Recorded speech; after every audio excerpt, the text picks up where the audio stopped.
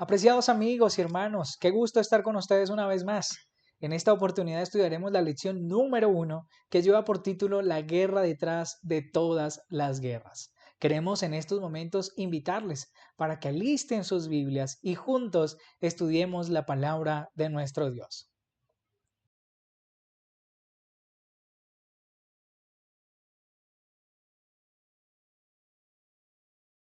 ¿Te has preguntado alguna vez por qué el mundo es tan malo? ¿Por qué hay tanto dolor y sufrimiento en el mundo? Estas y otras preguntas tendrán respuestas el día de hoy.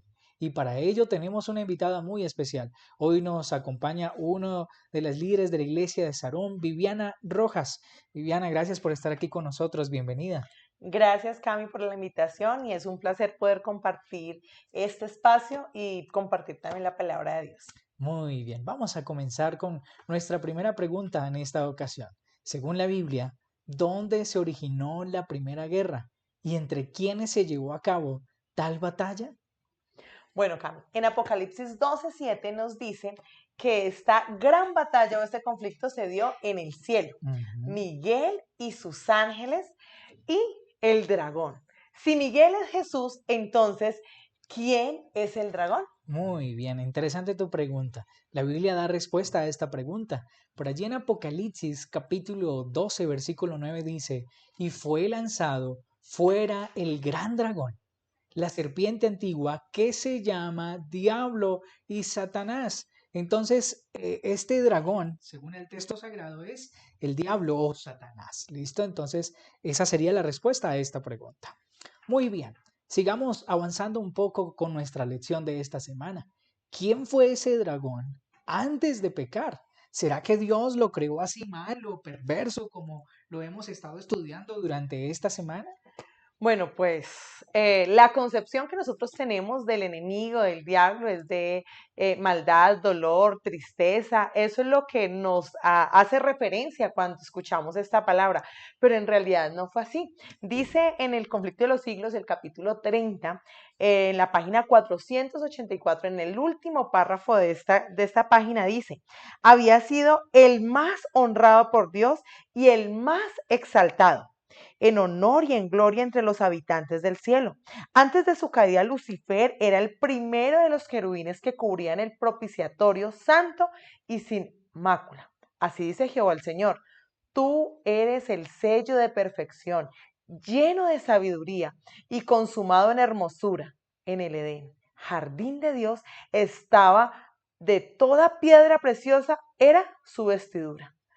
Era una persona maravillosa, hermosa, espectacular. Y en Ezequiel 28, 12 al 15 nos dice, eras el querubín ungido que cubría todas tus alas.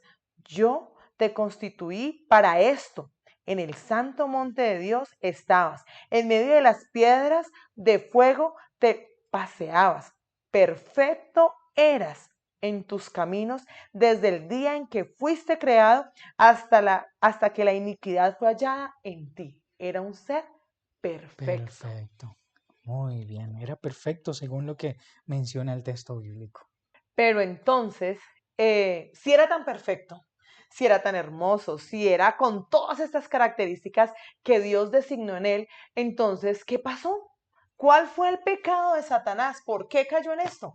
Muy bien. Miren, les voy a presentar un texto bien interesante. Mientras estudiaba este versículo, me encontré con varias cositas ahí que quiero compartir con ustedes en esta oportunidad. Miren lo que dice Isaías, capítulo 14, versículo 13 al 14. El texto comienza diciendo, y voy a leer de la Nueva Versión Internacional, que dice lo siguiente, pensabas para tus adentros, dice el texto bíblico, dando a entender que Satanás tenía la posibilidad de pensar, pero también miren lo que dice, sigue diciendo el texto, voy a subir hasta el cielo, voy a poner mi trono sobre las estrellas de Dios, voy a sentarme allá lejos en el norte. Miren lo que dice, no solamente tenía la capacidad de pensar, sino que también tenía la capacidad de tomar sus propias decisiones y por eso dice, voy.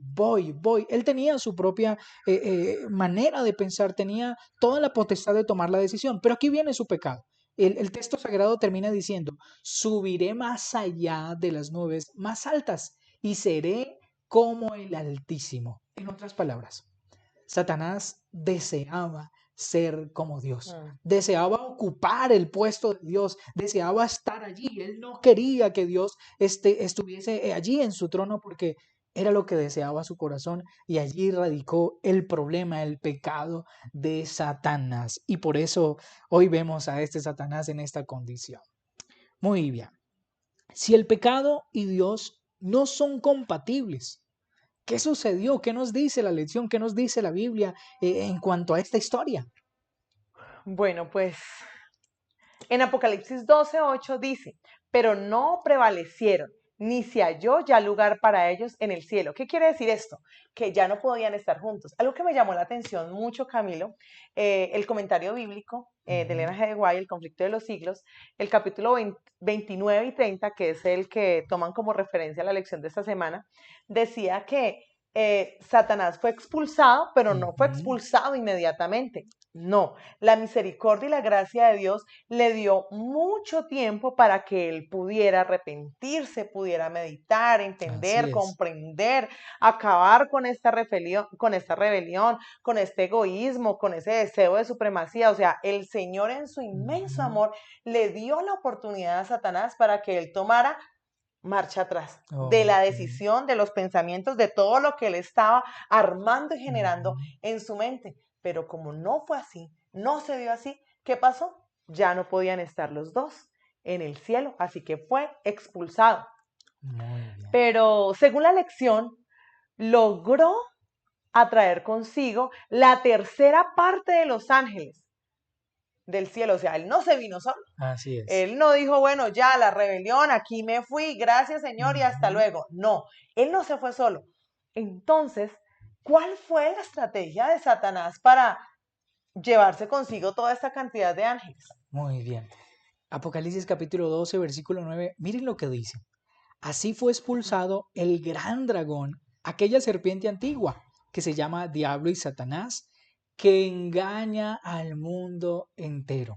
Miren la expresión del texto bíblico. Junto con sus ángeles fue arrojado a la tierra. Pero ¿qué estrategia usó? El texto bíblico dice que usó la mentira, engañó a estos ángeles diciéndoles que Dios era un Dios malo, que Dios y sus leyes y sus normas iban en contra de ellos y demás, y hizo creerle a los ángeles que estaba mal lo que Dios les estaba pidiendo a ellos. Entonces usó la mentira, usó el engaño para afectar y traerse a todos estos ángeles juntamente con él. Muy bien, sin duda alguna, lo ocurrido en el cielo, el mundo también se vio afectado con lo que pasó allí en el cielo.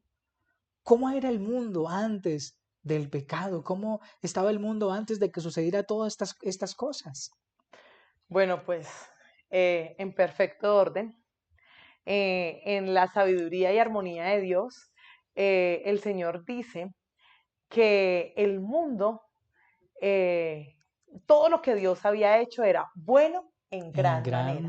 O manera. sea, ahí no existía pecado, egoísmo, Ujú. envidia, maldad, no. Sencillamente en Génesis 1:31 dice que todo lo que Dios había hecho era bueno en gran manera y fue la tarde y la mañana del día sexto. Ujú. Entonces, Satanás, al ver que todo esto era bueno en gran manera, le molestó. Ujú. ¿Y qué quiso hacer Satanás? O sea, ¿qué fue lo que quiso lograr Satanás con esta tierra al ver que todo lo que Dios había hecho era tan bueno, tan perfecto, tan benigno, tan maravilloso? Ok, muy bien. Sin duda alguna, Satanás le molestó que la tierra estuviese buena, que todo estuviese bueno en gran manera, como dice el texto bíblico. Incluso dice Patriarcas y Profetas que a él le molestaba ver la sonrisa que tenía Adán y Eva en sus rostros. Y miren lo que dice el texto bíblico. Génesis capítulo 3, versículos 1 al 4, dice lo siguiente. La serpiente era el animal más astuto de todos los que el Señor había creado. En primer lugar, Satanás usó la serpiente. No sé si lo sabían, pero la serpiente era el animal más hermoso de todo el Edén. De hecho, la serpiente, según lo describe Patriarcas y Profetas, la serpiente volaba. Y dice un texto muy lindo que cada vez que ella volaba, botaba como oro bruñido. Era una situación, o sea, era muy hermoso esta serpiente. Pero miren lo que sigue diciendo el texto bíblico. Así que Dios les ha dicho a ustedes que no coman de ningún árbol del huerto. En primer lugar, Satanás, para acabar con la felicidad y todo lo bueno del mundo, usó a la serpiente, al animal más bello, al animal más hermoso en todo el Edén. Entonces, mis hermanos queridos, Satanás siempre va a usar las cosas que a nosotros nos llaman la atención. Al que de pronto lo debilita el alcohol, con eso lo va a atacar. Al que de repente lo debilita que pase una dama por allí, pues con eso lo va a atacar y intentará destruir también su matrimonio y demás. Pero miren, la misma estrategia que usó en el cielo, la usó con Adán y Eva, porque les dice, así que Dios os ha dicho a ustedes que no coman de ningún árbol del huerto. Y la mujer respondió a la serpiente, podemos comer del fruto de los árboles del huerto, pero Dios nos dijo, no coman del fruto que está en medio del huerto, ni la toquen. Dios no había dicho que no comieran de ninguno, Dios les dijo que no podían comer de uno solo. Y si ven cómo usa esta estrategia, las mentiras, empezó a engañar y allí a envolver a Eva, pero miren cómo termina el texto. Entonces la serpiente le dijo a la mujer, no morirán. Esta misma mentira la está usando Satanás hoy en día, hoy en día. Y esa estrategia la usó con Adán y Eva. Les dijo que no iban a morir, que todo iba a estar bien. Hoy en día también esas palabras hacen eco en muchas personas. ¿De qué manera? De repente lo dice Satanás. A nuestros jóvenes les dice, consúmanse esta droga, tranquilo, no se va a morir, no le va a pasar nada. Pero ustedes y yo sabemos que eso traerá destrucción a esa persona. Al que está casado le dice, esté con esta dama, que su esposa no se va a enterar, tranquilo, todo va a estar bien, las cosas van a salir bien. Esa es la misma estrategia que usó Satanás con los ángeles allí en el cielo, lo usó con Adán y Eva y también lo está usando con nosotros hoy en día aquí en la tierra y por eso debemos estar con los ojos abiertos, atentos. Muy bien. Según Génesis capítulo 3, versículo 6, nos muestra que ellos tomaron su decisión y pecaron. Ellos, sin duda alguna, pues tomaron la decisión de comer el fruto prohibido y pecaron contra Dios y desobedecieron a Dios. ¿Cuál fue la consecuencia del pecado? Bueno, Camilo, según lo que tú nos estás comentando, ya vemos que Satanás, su mayor arma es la astucia. Y Ujú, él le prometió a Eva y le dijo que no iba a haber ninguna consecuencia, que no iba a haber ujú. ninguna falta, o sea, que no iba a pasar absolutamente nada. Pero esta astucia, la mentira y todo lo que lleva Satanás, él tiene también su plan y su estrategia, pero resulta que Dios tiene un plan más importante para nosotros. Y a pesar de cualquier tropiezo que el enemigo nos ponga enfrente, Dios tiene un plan diferente para nosotros.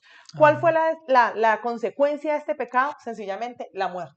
Ok. En Romanos 3:23 dice que por tanto, como el pecado entró en el mundo por un solo hombre y por medio del pecado entró la muerte, así la muerte pasó a todos los hombres por cuanto pecaron. ¿Cuál fue la consecuencia? La muerte. Pero lo Amén. maravilloso de esto es que Dios tiene un plan para nosotros. Dios siempre en su caminar, en su misericordia, Dios tiene lo mejor para nosotros y es más potente y fuerte Ujú. que el enemigo. Así es. Sencillamente, eh, ¿existe alguna solución frente al pecado? ¿Cuál cree usted, Cami, que fue la solución usada por Dios después de esta estrategia de Satanás para Ujú. con la humanidad? ¿Cuál fue la estrategia de Dios para nosotros? Muy bien. Hay muchos versículos que pueden dar respuesta a esta pregunta, pero quisiera de pronto enfatizarme en Filipenses capítulo 2 versículos 5 al 8 porque me llama poderosamente la atención cómo lo describe allí este pasaje. Miren lo que dice, haya pues en vosotros este sentir que hubo también en Cristo Jesús. Pero miren cómo, aquí viene lo espectacular del texto sagrado. Él siendo en forma de Dios, no estimó el ser igual a Dios como cosa que aferrarse. No le importó dejar sus vestiduras blancas en el cielo, no le importó ser un Dios, sino que miren lo que dice, sino que se despojó a sí mismo, tomó la forma de siervo y se hizo semejante a los hombres. se hizo como un siervo, se hizo un siervo. Pero miren cómo termina el pasaje. Más aún, hallándose en la condición de hombre, se humilló a sí mismo, haciéndose obediente hasta la muerte y muerte de cruz. ¿Cuál fue la solución usada por Dios? Fue muriendo por nosotros en la cruz de Calvario, dando la vida por usted, dando la vida por mí, dando la vida por sus hijitos, por su familia, dando la vida por ti. Esa fue la solución que usó el Señor. Miren, noten lo interesante. Entró por el pecado, entró la muerte y demás, pero Dios entregó su vida y murió para darnos salvación a nosotros. Y quisiera enfatizar en la siguiente pregunta. ¿Por qué se hizo hombre? ¿Y por qué murió por nosotros en la cruz? ¿Será que hay un porqué de esto? Pues la respuesta es sencilla, Cam. En Juan 3:16, ¿qué nos dice? De tal manera amó Dios al mundo que dio a su Hijo unigénito, para que todo aquel que en él crea no se pierda, mas tenga vida eterna. Sencillamente yo cuando estudiaba la lección me ponía en los zapatos y decía, ok, yo como madre, ¿por qué me podría sacrificar por mi hijo? O sea, si se Ujú. porta mal, si no, es desobediente, X cosa que haga, ¿por qué me podría yo sacrificar? Porque la conexión y el amor es tan grande que yo puedo ser capaz de hacer lo que sea con tal de que mi hijo viva. Y eso es lo que Ujú. Dios hizo por nosotros. Murió por nosotros. O sea, es Qué tanto el bonito. amor, la misericordia, la bondad de Dios para nosotros que no le importó tal sacrificio para Ujú. darnos una herramienta diferente, una estrategia diferente que es la salvación. Muy bien, qué lindo las palabras que mencionas. O sea, en pocas palabras, estás diciendo que Dios hizo todo eso simplemente por amor, Por amor. porque nos ama. Y yo quiero hablarle a usted que nos escucha en esta oportunidad. Si algo usted debe saber en esta ocasión es que Dios le ama. Y le ama tanto que estuvo dispuesto a dar la vida por usted en la cruz de Calvario. Siéntase amado porque el Rey de Reyes y Señor de Señores dio la vida por usted. Pero, Cami, ¿sabes algo? Por más que Dios nos ame, nos quiera y nos muestre su infinito amor, hay cosas que Él no puede hacer por nosotros. Así es. Sencillamente, Él nos ofrece la solución para nuestros problemas. Ujú, Lleva nuestras cargas. Nos da amor, bondad y su sacrificio para con nosotros. ujú. Pero, Camilo, si nosotros no tomamos la decisión, ¿crees tú que Dios puede hacer más por nosotros? Sin duda alguna que no. Sin duda alguna que no. Nosotros tenemos que tomar la decisión. Somos nosotros los que debemos tomar la decisión y aceptar a Jesús como nuestro Salvador, como nuestro Rey, como el que puede dar esperanza a nuestras vidas. Claro que sí, sin duda alguna. Quisiéramos en estos momentos terminar mencionando la última pregunta. Según Hebreos capítulo 4 versículos 15 al 16, ¿cómo sigue Jesús manifestando su amor hacia nosotros? ¿Cómo lo sigue haciendo hacia nosotros? No tenemos un sumo sacerdote que nos pueda compadecer de nuestras debilidades, sino uno que tentado en todo según nuestra semejanza, pero sin pecado.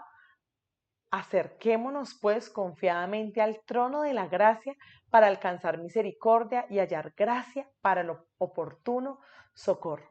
Sencillamente y en pocas palabras podemos decir que es nuestra condición, nuestro Ujú, corazón contrito y arrepentido el que nos puede llevar a Cristo. Existe un gran conflicto entre el bien y el mal, pero ujú. sabemos que Cristo ya tiene la victoria, que Cristo es Amén. nuestro redentor y Amén. nosotros estamos de parte de nuestro Salvador, del ganador. Solamente nos queda, Camilo, tomar la decisión, entender y comprender que el enemigo, que Satanás con toda su estrategia y todo lo que hizo desde el inicio de la creación y todo el daño que nos ha causado, lo que ha hecho es manejar nuestra mente, Ujú. llevarnos con su mentira y su engaño a creer y considerar que lo que hacemos está bien, pero resulta que no. Estamos con nuestro vencedor, que es Cristo Jesús, y Amén. debemos entregarnos a Él y confiar en el Amén. Señor. Muy bien. Apreciados hermanos, Jesús sin duda alguna busca salvarnos, pero Él no puede obligarnos, es nuestra decisión. Es por eso que quisiera regalarles en esta oportunidad para terminar Primera de Reyes capítulo 18 versículo 21 que dice lo siguiente: ¿hasta cuándo van a estar titubeando entre dos sentimientos? Si el Señor es Dios, síganlo a Él. Pero si piensan que Baal es Dios, entonces vayan tras Él. Está en nuestras manos, está en sus manos.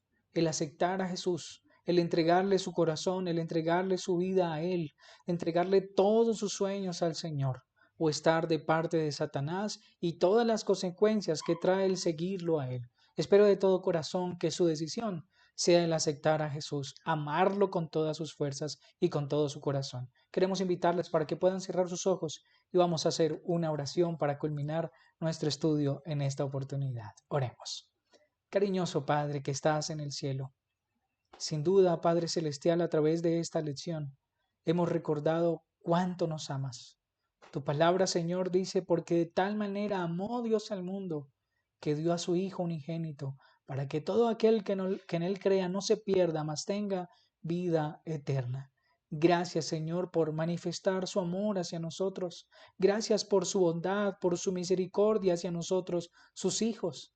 Ahora ayúdanos a nosotros a entregarte y a devolverte a ti todo ese amor, Señor, que has dado a nosotros aun cuando no lo merecemos. Bendice a cada persona que nos escucha. Bendice sus hogares, bendice a sus hijos, bendice, Padre Celestial, sus trabajos y demás. Permítales, oh bendito Señor, sentir de parte tuya, oh Padre Celestial, su amor en extremo todos los días de su vida.